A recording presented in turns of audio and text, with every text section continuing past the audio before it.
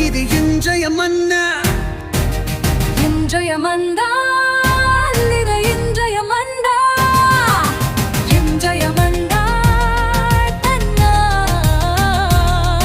அன்பாழ்வின் மன்னா.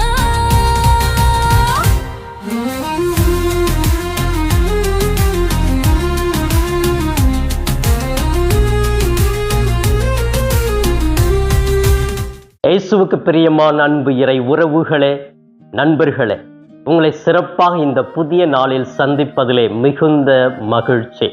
அன்புக்குரியவர்கள், இன்று செவ்வாய்க்கிழமை, கோடி அற்புதர் பதுவை அந்தோணியாருடைய நாள். இந்த நாளிலே இந்த புனிதரிடத்தில் நாம் எடுக்கிற நவநாள் ஜெபத்தின் மூலமாக, இந்த பக்தி முயற்சி மூலமாக நாம் இறைவனோடு இணைகிறோம், இறைவனுடைய அருளை நிறைவாக பெறுகிறோம். அந்த அளவிற்கு கோடி அற்புதர் நமக்காக, நம்முடைய தேவைகளுக்காக தொடர்ந்து அவருடைய கரங்களிலே தவழ்ந்து கொண்டிருக்கும் குழந்தை இயேசுவினிடத்திலே பரிந்து பேசிக்கொண்டே இருக்கிறார். எனவே இவர் ஏழைகளின் புனிதர், ஏழைகளை அன்பு செய்யக்கூடியவர், ஏழைகளுக்கு அன்றாட உணவு கொடுக்கக்கூடியவர், காணாமல் போன பொருளை தேடி கண்டுபிடித்து கொடுப்பவர், இன்னும் தேவையில் உள்ளவர்கள் அனைத்து தேவைகளையும் பூர்த்தி செய்பவர். எனவே நான் இந்த அமலாசிரமம் புனித அந்தோணியருடைய திருத்தலத்திலே இருந்து ஆயிரக்கணக்கான மக்கள் ஒவ்வொரு நாளும் அந்த செவ்வாய்க்கிழமை வேளையிலே வந்து கொண்டிருப்பதை நான் பார்க்கிறேன். தொடர்ந்து வருகிறார்கள். 3 வாரம், 9 வாரம், 13 வாரம் என்று ஒரு கருத்தை வைத்து அவர்கள் வந்து அந்த பக்தி முயற்சி செய்கிறார்கள். அதையெல்லாம் பெற்றுக்கொள்கிறார்கள். அதுதான் என்னால் அந்த வியந்து பார்க்க முடிகிறது. நேற்று தினத்தில் கூட ஒரு குடும்பத்தார் வந்தார்கள். வந்து என்னிடத்துல ஜெபித்து விட்டு சொன்னார்கள், 9 வாரம் தொடர்ந்து நாங்கள் இந்த திருத்தலத்திற்கு வந்து ஜெபித்தோம். எங்களுக்கு 5 ஆண்டுகளாக குழந்தை பாக்கியமில்லை. 9 வாரம் நம்பிக்கையோடு வந்தோம், ஜெபித்தோம். எங்களுக்கு இப்பொழுது குழந்தையை கடவுள் கொடுத்து இருக்கிறார். நான் 3 மாதமாக இருக்கிறேன் என்று சொல்லி என்னிடத்திலே கண்ணீரோடு சொன்னார்கள். அந்த ஒரு நம்பிக்கை பாருங்க. இந்த கோடி அற்புதர் அந்த தேவையை பூர்த்தி செய்கிறார். மக்களுடைய எண்ணங்களை ஆதரவோடு அவர் அரவணைத்து அவர்களுக்கு தேவையானதை கொடுக்கிறார் என்று நான் சிறப்பாகவே இந்த செவ்வாய்க்கிழமையிலே மக்களிடத்திலிருந்து கேட்டு தெரிந்து கொள்ளுகிறேன். என்னுடைய வாழ்க்கையில் கூட அநேக அற்புதங்கள் இந்த கோடி அற்புதர் மூலமாக அவரிடத்தில் நான் வைத்த மன்றாட்டுக்கள் எல்லாம் கேட்கப்பட்டது. ஆம் பிரியமானவர்களே, இப்படிப்பட்ட வரங்களை கொடுக்கக்கூடிய, ஏழைகளை அன்பு செய்யக்கூடிய, நாம் எதிர்பார்த்து அவரிடத்தில் நம்பிக்கையோடு செல்லுகிற பொழுது அவர் நம்மை இயேசுவோடு அழைத்து செல்லுவார் என்ற இந்த நம்பிக்கை குறையாமல் இந்த செவ்வாய்க்கிழமை வேளையிலே எப்படிப்பட்ட குடும்பத்திலும் சரி, தனிப்பட்ட வாழ்க்கையிலும் பிரச்சனைகள் இருந்தால், வியாதிகள் இருந்தால், மன உளைச்சலுக்குள் ஆளாகி இருந்தால் இந்த புனிதரை நாடுவோம். இவர் நம்மை இயேசுவினிடம் கொண்டு சென்று அனைத்தையும் பெற்று தருவார் என்ற நம்பிக்கையில் வாழ்வோம். அன்புக்குரியவர்கள், சிறப்பாக இந்த நாளில் கூட ஒரு மிகப்பெரிய புனிதரை பற்றி நான் உங்களோடு பகிர்ந்து கொள்ள ஆசைப்படுகிறேன். இன்று சிறப்பாக நம்முடைய தாயாம் திரு அவையானது புனித தந்தை பியோவினுடைய திருவிழாவை கொண்டாடுகிறது. தந்தை பியோ நிறைய மக்களுக்கு தெரியாது. ஆனால் இந்த கப்புச்சின் சபை குருக்கள் இருக்கிற பங்குகளிலும் சரி, அவர்கள் வேலை செய்கிற இடங்களிலும் சரி, இந்த புனிதரை பற்றி தெரியும். ஒரு சில இடங்களிலே இந்த பக்தி முயற்சியானது கடைபிடித்து வருகிறார்கள். எனவே இந்த தந்தை பியோவினுடைய விழா மிக சிறந்த விழா. நாங்கள் எல்லாமே கப்புச்சின் சபையை சார்ந்தவர்கள். இந்த கப்புச்சின் சபையில இருந்து இப்படிப்பட்ட ஒரு புனிதர் இருக்கிறார் என்றால் எங்களுக்கு பெருமையாக இருக்கிறது. அந்த பெருமை மட்டும் கிடையாது, நாங்களும் இந்த புனிதரை போன்று எங்களுடைய வாழ்க்கையில் நாங்கள் முழுமையாக அர்ப்பணித்து வாழ வேண்டும் என்று சொல்லி கூட நாங்கள் ஜெபிக்கிறோம். அன்புக்குரியவர்களே, இந்த புனிதர் யார், எப்படிப்பட்டவர்? இவருடைய வரலாறு நிறைய பேருக்கு தெரியும். தெரிஞ்சா கூட இன்னைக்கு குறுகிய அளவில் ஒரு சின்ன இன்ஃபர்மேஷன் மட்டும் அவரை பத்தி நம்ம தெரிந்து கொண்டு இந்த விழாவை கொண்டாடுவது சிறப்பாக இருக்கும் என்று நினைக்கிறேன். இந்த புனிதர் இத்தாலி நாட்டில் பிறந்தவர். சின்ன வயசுல இருந்து இவருக்கு ரொம்ப ஆசைங்க. இவர் பிறந்த ஆண்டு 1886ஆம் ஆண்டு பிறந்தாரு. இந்த பிறந்ததுல இருந்து, சின்ன பருவத்துல இருந்து இவருக்கு குருவாக மாற வேண்டும் என்ற ஒரு தாகம் இருந்ததாக சொல்லப்படுகிறது. அதனால அந்த கப்புச்சின் குருக்கள் இருக்கிற அந்த மடத்துக்கெல்லாம் போவாரு, போயிட்டு அங்க ஜெபம் பண்ணுவாரு. அவர்களை போன்று நானும் குருவாக மாற வேண்டும் என்று சொல்லி வாஞ்சையோடு பக்தியோடு இருந்ததுனால கப்புச்சின் சபையில குருவாக திருநிலைப்படுத்தப்படுகிறார். அதிலிருந்து ஏறக்குறைய அவருக்கு இருந்த அந்த ஜெபம், ஈடுபாடு, நம்பிக்கை, தாழ்ச்சி அவர் எந்த அளவுக்கு கொண்டு போயிருந்தது என்றால், அவர் இயேசுவினுடைய துன்பங்களை அனுபவித்தார். 5 காய வரங்களை பெற்ற முதல் குருவாக இவர் அறிவிக்கப்படுகிறார். அன்புக்குரியவர்களே, சகோதரராக இருந்து இந்த சபையை தோற்றுவித்த புனித அசிசியார் 5 காய வரங்களை வாங்கினார். அவர் குருவானவராக மாறவில்லை, திருத்தொண்டராக இருந்தார். ஆனால் குருவாகவே இருந்து முதலிலே 5 காயங்கள், இயேசுப்பட்ட அந்த 5 காயங்களை தன்னுடைய வாழ்க்கையிலே உடலிலே பெற்ற முதல் குருவாக இவர் இருப்பதை வரலாறு சொல்லுகிறது. அன்புக்குரியவர்களே, எப்படிப்பட்ட வாழ்க்கை வாழ்ந்திருந்தார், இயேசுவை இவர் பிரதிபலிக்க இவருக்கு சான்ஸ் கிடைத்திருக்கும்னு யோசித்து பார்க்க வேண்டும். அன்புக்குரியவர்களே, சிறப்பாக இந்த புனிதருடைய வாழ்க்கையில அவருக்கு இருந்தது என்ன அப்படின்னு சொன்னா, ரொம்ப தாழ்ச்சி இருந்ததாக சொல்லப்படுகிறது. 2வது, அவரிடத்துல நம்பிக்கை அதிகமாக இருந்தது. 3வதாக அந்த ஜப தாகம், ஒருத்தல் ஒவ்வொரு நாளுமே அவருடைய வாழ்க்கையில் இருந்தது சொல்லப்படுகிறது. அன்புக்குரியவர்களே, இப்படிப்பட்ட இந்த புனிதர் தன்னுடைய வாழ்நாள் முழுவதுமே இறைவனோடு ஐக்கியமாக இருந்து அந்த இறைவனை முழுமையாக சுவைத்து பார்த்ததனால்தான் 5 காய வரங்களை பெற்றார். இந்த 5 காய வரமானது அவருக்கு ஏறக்குறைய 50 ஆண்டுகளாகவே அந்த 5 காயம் இருந்ததாக வரலாறு கூறுகிறது. அப்படின்னா 1 நாள் 2 நாள் கிடையாதுங்க. ஒரு சிலருக்குலாம் வரும், அப்படியே மறைஞ்சிடும். ஒரு வெள்ளிக்கிழமையில வரும், மறைஞ்சிடும். ஆனா இவருக்கு 50 ஆண்டுகள் அப்படி இருந்தது அப்படின்னு சொல்றப்போ எவ்வளவு வலிகள், வேதனை இருந்திருக்கும் பாருங்க. ஆனா அது அவருக்கு எதுவுமே தெரியல. அந்த கோபத்தை வெளிப்படுத்தல. புன்னகையோட மகிழ்ச்சியோட வரவங்களுக்கு எல்லாமே புதுமை செஞ்சுக்கிட்டே இருக்கிறாரு. ஆனால் அந்த சபையில அவருக்கு ஒரு ரெஸ்ட்ரிக்ஷன் போடுறாங்க. ஐயோ, மக்கள் நிறைய வராங்க, இன்னும் போப்பானவர் இல்லையா, திருத்தந்தை அறிவிக்கல, இதெல்லாம் வந்து நம்ம செய்யக்கூடாது அப்படின்னு சொல்லிட்டு அவரை தனியா விடுறாங்க. மக்கள் கூட்டம் கட்டுப்படுத்த முடியாம ஒரு அறையில் நீங்க வெளியே வந்து பூசையா வைக்கக்கூடாது, மக்களுடைய வருகை அதிகமாக இருக்கிறது, அதனால நீங்க வெளியே வரக்கூடாது, உள்ளேயே சிறைப்படுத்திடுறாங்க. சிறை அப்படின்னு சொல்லும்போது உள்ளுக்குள்ள ஒரு அரெஸ்ட், வெளியே வரக்கூடாது அப்படிங்கிறது. சின்ன ஒரு ரூமுக்குள்ளேயே இருந்து அங்கேயே திருப்பலி நடத்துறது, உள்ளே சாப்பிட்டு அப்படியே இருக்கிறது. அப்படி இருந்தும் கூட மக்கள் அதிகமாக வருவார்கள். ஒரு சில நேரங்களை காட்சி கொடுத்துட்டு போவாரு. இவருக்கு இருந்த இன்னொரு நல்ல ஒரு கடவுள் கொடுத்த ஒரு கொடை என்னன்னாக்கா, ஒரே நேரத்துல 2 இடங்களில் காட்சி கொடுக்கக்கூடியவர். அதோடு இவருக்கு இருந்த ஒரு நல்ல பண்பு என்னன்னா, இறை ஆட்சியை பற்றி தெளிவாக பேசக்கூடியவர், இறைவாக்கு சொல்லக்கூடிய ஒரு மனிதராக கூட இருந்தார். இவருக்கு பெரிய சான்று சொல்லுவாங்க. மறைந்த 2ஆம் திருத்தந்தை ஜான் பால் அவர் இருக்கார் இல்லையா, அவர் குருவா இருக்கும் பொழுது பாவ அறிக்கை செய்ய இந்த பியோ கிட்ட வந்திருக்கிறார். அப்ப பாவ அறிக்கை செஞ்சுட்டு இவர் சொல்றாரு, நீ கூடிய விரைவில் திருத்தந்தையா அறிவிக்கப்படுவீர், நீ இந்த திருவாவையை கட்டி காப்பீர் அப்படின்னு சொல்லிட்டு அவர் அனுப்புறார். அதே போல் அவர் சொன்னது போலவே அவர் திருத்தந்தையாக உருவானார். அப்ப பாருங்க, இவர் நிறைய இதுக்கு உதாரணங்கள் இருக்கிறது. அவர் சொல்றது எல்லாமே பழிக்கிறது. இறைவாக்கு சொல்லக்கூடியவராக இருந்தார்.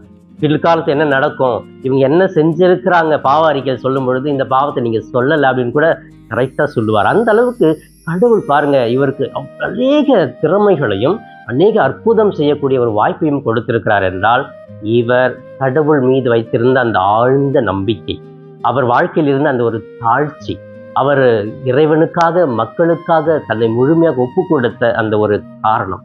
ஆம் பிரியமானவர்களே, இந்த புனிதருடைய வாழ்க்கை வர நிறைய சொல்லிக்கிட்டே போகலாம். நிறைய புதுமைகள் சொல்லலாம். 1 2 புதுமைகள் செய்தார் தந்தை பியோ என்ற ஒரு பாடல் கூட இருக்கிறது.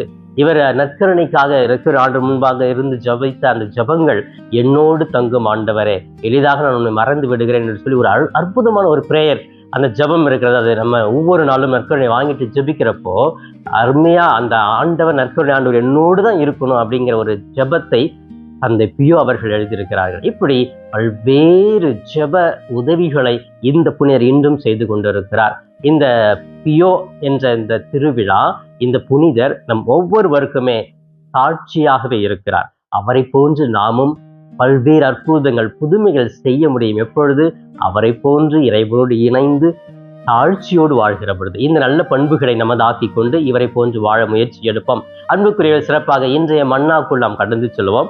இன்று நம்முடைய தாயாம் திரு அவையும் நம் ஆண்டவர் இயேசுவும் நமக்கு கொடுக்கிற இன்றைய மன்னா லூகாஸ் நற்செய்தி 8ஆம் அதிகாரம் 19 - 21 முடிய பகுதிகள் கொடுக்கப்பட்டிருக்கிறது. இந்த பகுதி எதை பற்றி சொல்லுகிறது என்றால், இயேசு ஒரு இடத்துல போதித்து கொண்டிருக்கிறார். எல்லாம் அந்த அறையே ரொம்ப நெரிச்சலா இருக்கிறது.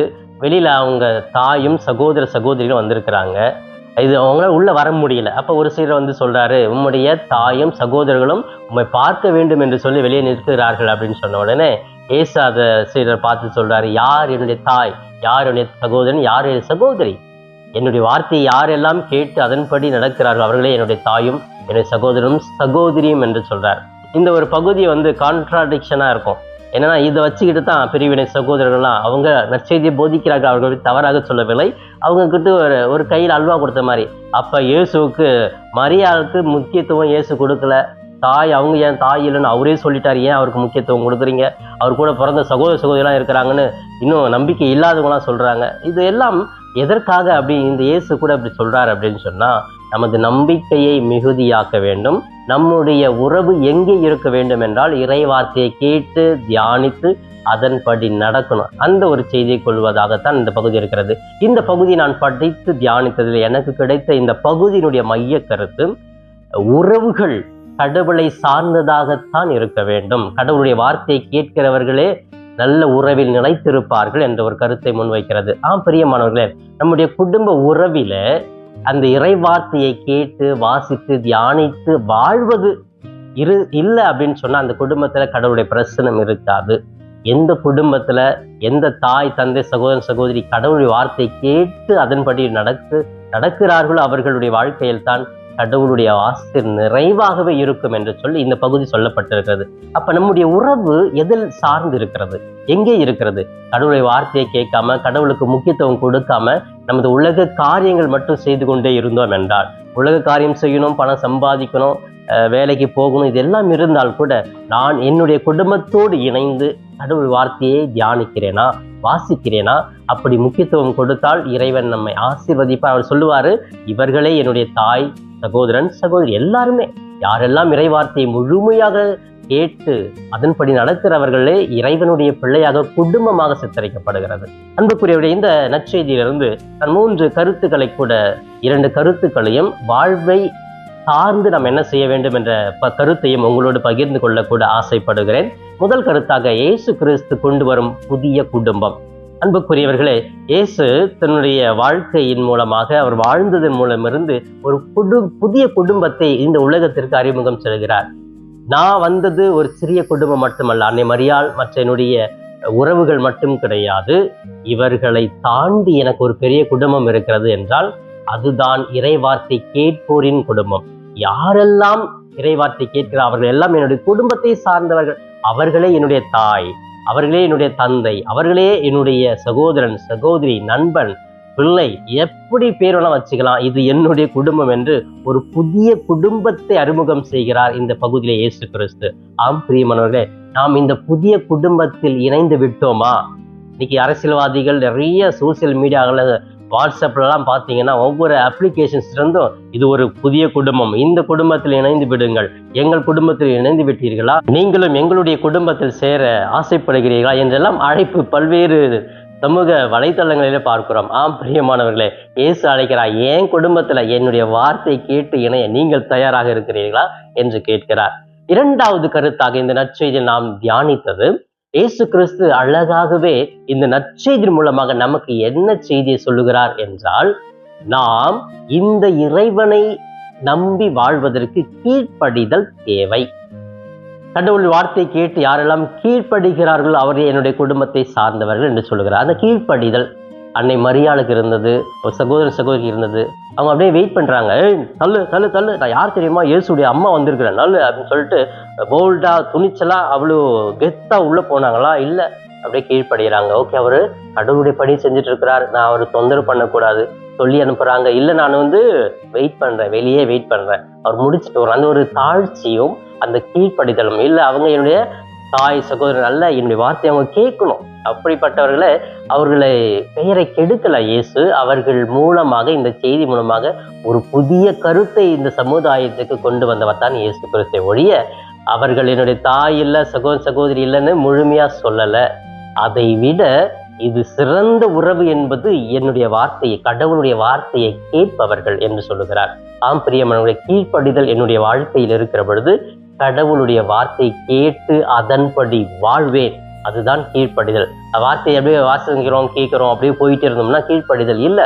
அந்த வார்த்தையின்படி வாழ்வதுதான் கீழ்ப்படிதல் என்று தெளிவாக இயேசு சொல்லுகிறார். அன்புக்குரியவர்களே, இன்னுமாக இந்த நற்செய்தியின் மூலமாக அன்றாட வாழ்வு நாம் என்ன செய்ய வேண்டும் என்றால், நமக்கு குடும்பம் இருக்கிறது, நமது குடும்பத்திலே கடவுளுடைய வார்த்தையை தியானிக்கிறோமா, வாசிக்கிறோமா, அதன்படி வாழ்கிறோமா? 2வது, அன்பு, பொறுமை, விட்டு கொடுத்தல், இந்த நல்ல பண்புகள், இந்த 3 பண்புகளை குடும்பத்திலே நம்ம விட்டு கொடுத்து பொறுமையா அன்பா இருக்கிறப்போ கடவுளுடைய வார்த்தை அங்க செயல்படுகிறது. எனவே என்னுடைய வாழ்க்கையில குடும்பத்துல நான் கடவுளுடைய வார்த்தை கேட்கிறேன் என்றால் எனது குடும்ப நண்பர்களை அன்பு செய்வேன். என் குடும்பத்தில் இருக்கிற ஒவ்வொருத்தருக்கும் நான் ஒற்றுமையோடு வாழ முயற்சிப்பேன். பிரிந்து கிடையாது. நான் கல்யாணம் பண்ணா என் மாமியா கூட இருக்க மாட்டேன், என் மருமக என் கூட இருக்கக்கூடாது, இப்படி பல்வேறு பிரிவினைகள் ஏற்படுது இல்லையா? இல்லை, ஒற்றுமையோடு இருப்பேன், மற்றவருக்கு துணையாக ஆறுதலாக இருப்பேன் என்று சொல்லி இந்த நல்ல பண்புகளின் வாழ்வின் பண்புகளின் மூலமாக இந்த நற்செய்தியை வாழ வேண்டும் என்று சொல்லி ஆண்டவர் அழைப்பெடுக்கிறார். அன்புக்குரியவர்களே, இந்த நற்செய்தி ஒரு சின்ன பகுதி தாங்க. இந்த சின்ன பகுதியில இவ்வளவு பெரிய கருத்துக்கள் கொடுக்கப்படுகிறது. வாழ்வதற்கு பெரிய கடுமையான ஒரு பகுதி தான். ஆனாலும் அப்படி கடவுளுடைய வார்த்தையை கேட்டு இறைவனுடைய இல்லத்தில் குடும்பத்தில் இணைய யாரெல்லாம் முற்படுகிறீர்களோ உங்களுக்கு பெரிய ஆசீர்வாதம் உண்டு என்று தெளிவாக இயேசு கிறிஸ்து இன்று நமக்கு முன்வைக்கிறார். இந்த செய்தியை உள்வாங்கியவர்களாக கண்களை மூடி ஜெபிக்கலாமே. எங்களை நேசிக்கும் எங்கள் தாயும் தந்தையுமான இறைவா, உம்மை போற்றுகிறோம், வாழ்த்துகிறோம், ஆராதிக்கிறோம், நன்றி கூறுகிறோம். அன்பு தெய்வமே, இதோ இந்த புதிய நாளுக்காக நன்றி. கோடியர் புதிரை பதுவை அந்தோணியாரே, இந்த செவ்வாய்க்கிழமை வேளையிலே உம்மை நாடி வருகிற மக்களுக்கு தேவையான வரங்களை வாரி வழங்கி கொண்டு இருப்பவரே, இதோ இன்று சிறப்பாக உம்மை நாடி வருகிற ஒவ்வொருவருக்கும் ஒரு தேவைகள், மன்றாட்டுகள், விண்ணப்பங்கள் எல்லாம் ஒருபொழுதும் தள்ளிவிடாமல் அவற்றுக்காக தொடர்ந்து இயேசுவினிடத்திலே பரிந்து பேசி பெற்று கொடும் கோடி அற்புதரே, ஏழை எளிய மக்களுடைய கண்ணீரை துடைத்தருளும். கடன் பிரச்சனைகள், வியாதிகள், இன்னும் பல்வேறு சூழ்நிலையில் வேலை வாய்ப்பு இல்லை, குழந்தை பாக்கியம் இல்லை, திருமணமாகவில்லை என்று உம்மை நாடி வந்து ஜெபிக்கிற ஒவ்வொரு பிள்ளைகளுக்கும் தேவையானது எல்லாம் கொடுத்தவர்களை வழிநடத்தும் கோடி அற்புதரே. அன்பு தெய்வமே, இது சிறப்பாக இன்று தந்தை பியோவினுடைய திருவிழாவை கொண்டாடுகிறோம். இந்த புனிதரும் நமக்காக பரிந்து பேசுபவராக இருக்கிறார். புனித தந்தை பியோவே, எங்கள் ஒவ்வொருவரையும் நிறைவாக ஆசீர்வதி எங்களுக்காக பரிந்து பேசி எங்களுடைய வாழ்க்கையில் மகிழ்வை கொடுத்தருளும். அன்பு தெய்வமே, இன்றைய மன்னாவை பார்த்து ஜெபித்துக் கொண்டிருக்கிற ஒவ்வொரு பிள்ளைகளுக்காக ஜெபிக்கிறேன். ஒவ்வொருவரும் நிறைவாக ஆசீர்வதியும். நல்ல உடல் உள்ள ஆரோக்கியத்தை கொடும், மன நிம்மதியை கொடும், அமைதியை கொடும், குடும்பத்துக்கு தேவையான வாழ்வாதாரங்களை கொடுத்து மகிழ்ந்து வாழ கிருபை செய்வீராக. இவையெல்லாம் எங்கள் ஆண்டவரும் மீட்பெருமான இயேசுவின் இணையற்ற நாமத்தில் ஜெபிக்கிறேன், என் ஜீவனுள்ள நல்ல பிதாவே.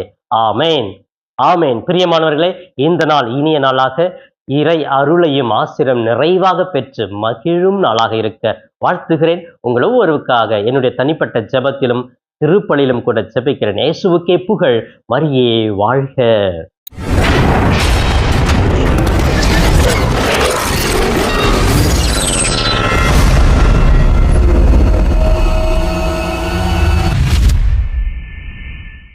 நண்பர்களே, இந்த காணொளியின் மூலமாக உங்களை சந்திப்பதில் மிகுந்த மகிழ்ச்சி. இந்த காணொளியை முழுமையாக பார்த்த உங்களை வாழ்த்துகிறேன். தொடர்ந்து ஃபாதர் தாஸ் கேப் யூடியூப் சேனலை பாருங்கள், ஜெபியுங்கள், இறைவன் மீது இருக்கிற நம்பிக்கையை ஆழப்படுத்துங்கள். உங்களுக்காக தொடர்ந்து ஜெபிக்கிறேன். இறை ஆசீர் என்றும் உங்களோடு இருக்கட்டும். இறைவனுடைய அமைதி உங்கள் உள்ளத்திலே குடிகொள்ளட்டும். உங்களுடைய குடும்பம் சமாதானத்தோடு வாழட்டும். நீங்கள் எடுக்கிற ஒவ்வொரு முயற்சிகளும் ஆசீர்வதிக்கப்பட நான் தொடர்ந்து ஜெபிக்கிறேன். தொடர்ந்து இந்த சேனல் ஃபாதர் தாஸ் கேப் யூடியூப் சேனலை சப்ஸ்கிரைப் செய்துவிட்டு தொடர்ந்து வருகிற ஒவ்வொரு காணொளியும் பார்த்து இந்த யூடியூப் சேனலை தாங்கும்படி உங்களை பாசத்தோடு கேட்டுக்கொள்கிறேன். நன்றி.